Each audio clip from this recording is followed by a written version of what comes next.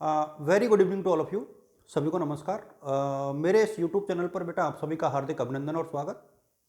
और myself Dharm Singh Meena, assistant professor economics, government arts girls college Kota.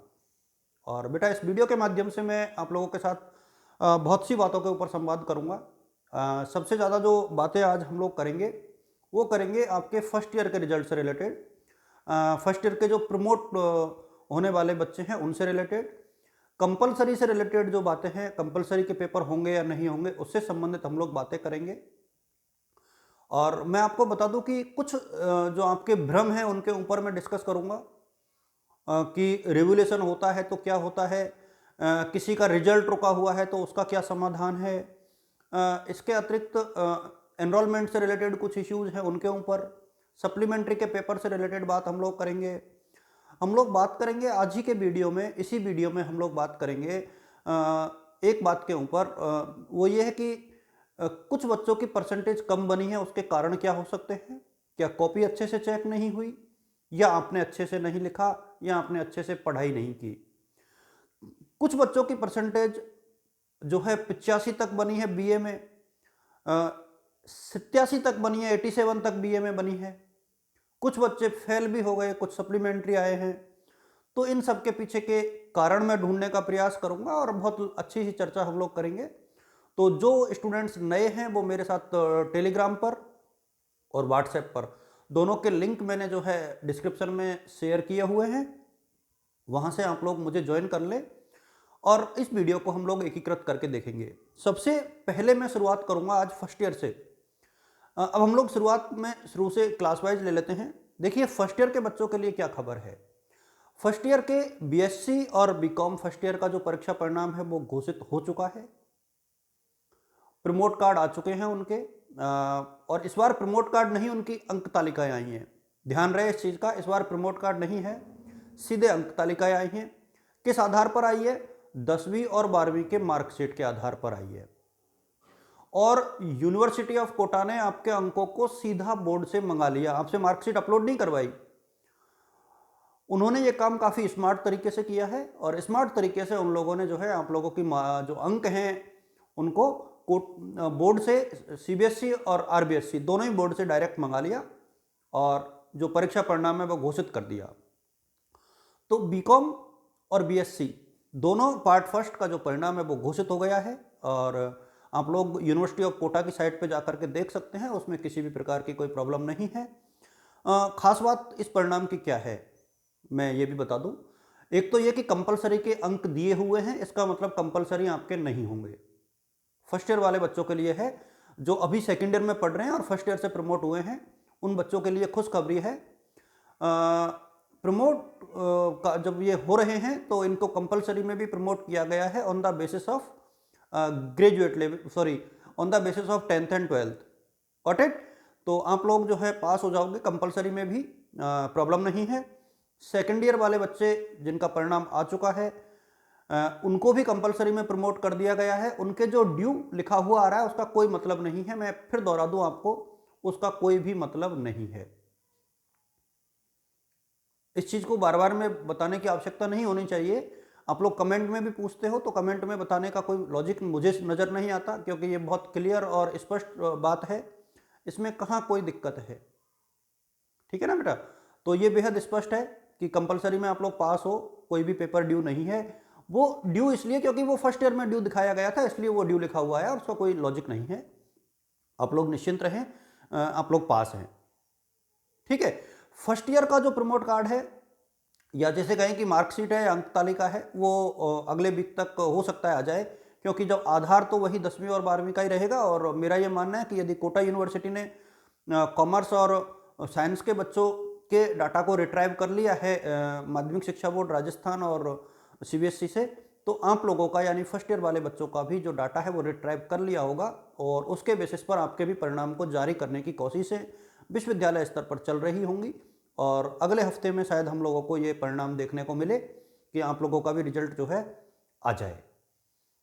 Second year वाले बच्चे जो सप्लीमेंट्री आए हैं उनसे मैं ये कहना चाहूँगा कि आप लोग सप्लीमेंट्री और रिवोल्यूशन दोनों के फॉर्म भरें। रिवोल्यूशन के फॉर्म मेरे सामने संभवतया मंडे से शुरू हो जाएंगे, संभवतया बता रहा हूँ।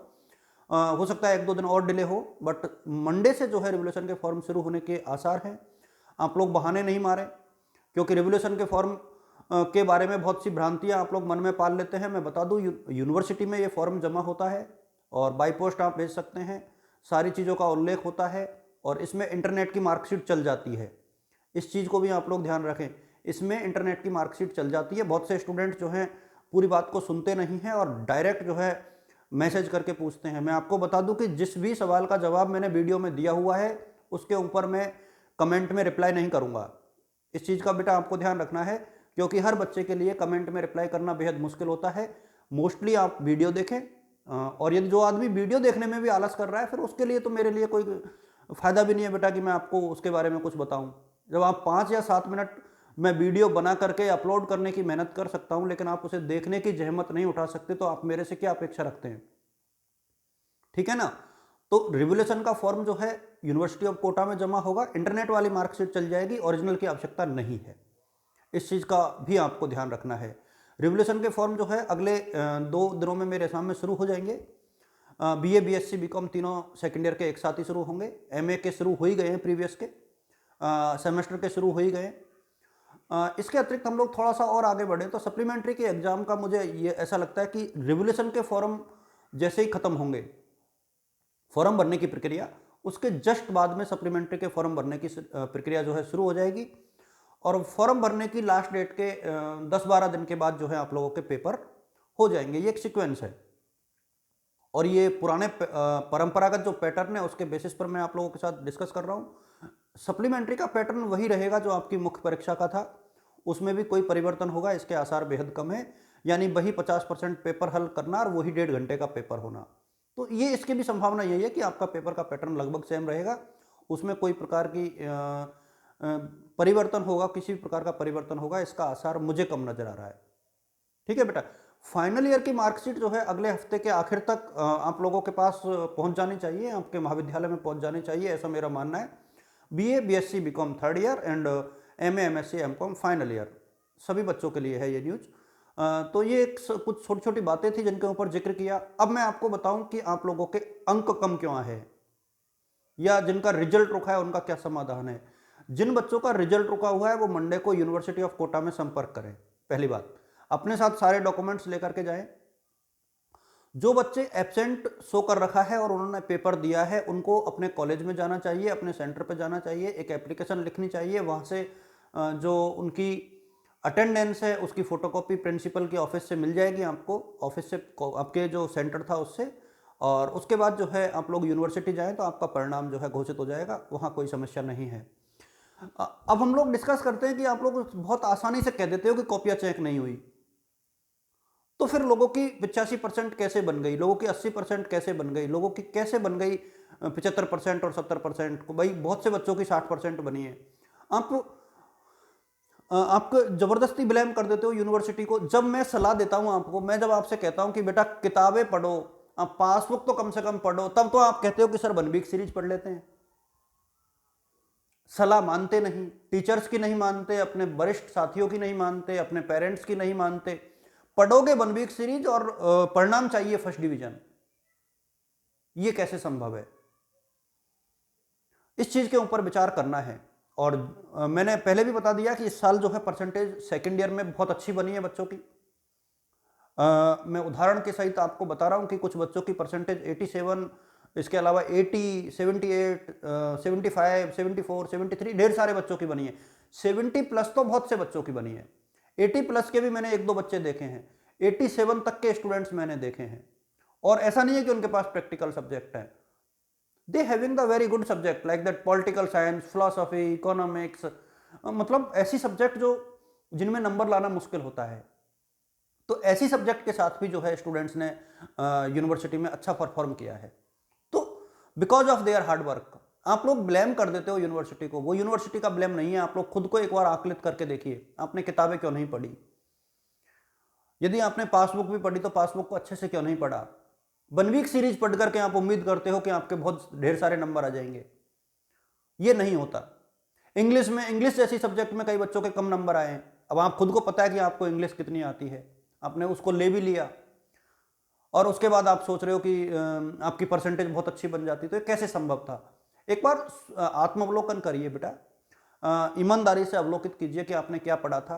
वन वीक सीरीज की कल्चर को छोड़िए, वन वीक सीरीज पढ़ोगे तो फिर यही परिणाम आएगा।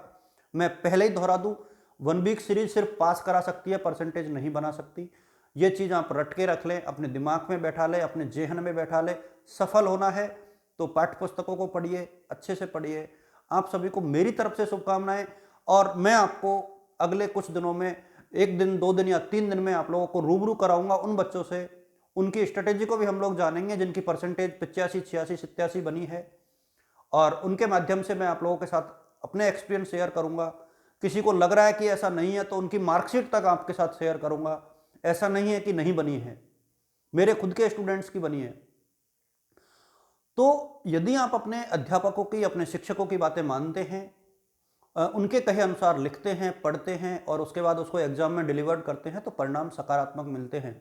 लेकिन आप लोग अपने मन की करते हैं और परिणाम अपने मन का चाहते हैं, ऐसा नहीं होता। अपने मन की तो करो, लेकिन अपने मन से भी तो सकारात्मक चीजें करो। आप अच्छे से तो पढ़ो। यूनिवर्सिटी पे ब्लेम कर दिया। यूनिवर्सिटी की किसी पर्टिकुलर आपसे दुश्मनी है कि आपको फेल करना था? नहीं था। यूनिवर्सिटी के लिए सभी स्टूडेंट्स बराबर हैं।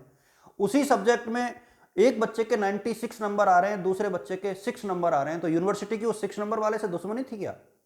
96 वाले ने अच्छा लिखा इसलिए उसके 96 आए।